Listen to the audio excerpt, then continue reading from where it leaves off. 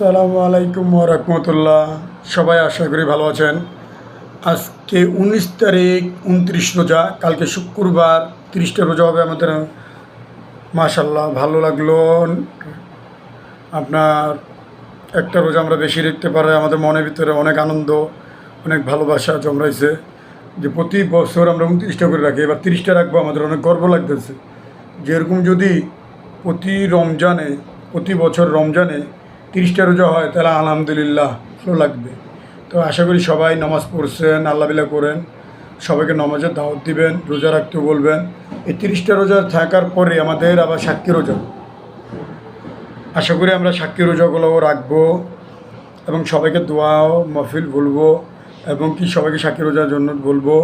এবং কি যারা ঈদের বাড়িতে নারীর টানে বাড়িতে যাচ্ছেন, বারবার এক কথা আমি বলতেছি আপনাদের, ধীরে সুস্থ যাবেন, কোনো তাড়াহুড়া করবেন না। লঞ্চের ভিতরে যাত্রী বেশি থাকলে ওই লঞ্চের যাত্রী বেশি উঠবেন না। তাড়াহুড়া কোনো লঞ্চে উঠতে যাবেন না। ট্রলার দিয়ে যে লঞ্চে লাফ দিয়ে উঠতে যাবেন তা করবেন না। এবং কি দেখতে পাচ্ছেন গতকালকেও কত হাজার হয়েছে। এবং কি যারা দূরের পথে বাসে পিক আপে যাচ্ছেন, ঝুঁকিপূর্ণভাবে আপনারা যাবেন না, দয়া করে। নারীর টানে বাড়িতে যাচ্ছেন, মার টানে বাড়িতে যাচ্ছেন, ছেলেমেয়ের টানে বাড়িতে যাচ্ছেন, কেউ এরকম অপর দুঃখ নেবেন না। বছরে একটা ঈদ ভাগাভাগি কথা বলেন, ধীরে সুস্থ যাবেন, তখন ঈদের দিন যাবেন বাড়িতে।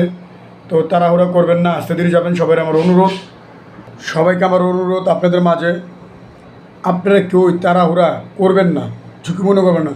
এক মার ছেলে যেতে পারে, এক মার মেয়ে যেতে পারে, এক মার নাতিন সন্তান চলে যেতে পারে, কিন্তু এগুলো ভুলেও আপনারা করবেন না। আশা করি আপনাদের মাঝে আপনারা কোনো দিনও মার মন ভাঙবেন না, মার মন সারা জীবন আগলিয়ে রাখবেন।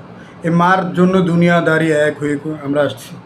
মাকে কোনোদিন অবহেলা করবেন না, মার যত্ন করবেন। যারা পরের ঘরের মেয়েরা আছেন, শাশুড়ির ভালো মতন জানবেন, শাশুড়ির লোকে কোনো ঝড়গাঝাটি করবেন না।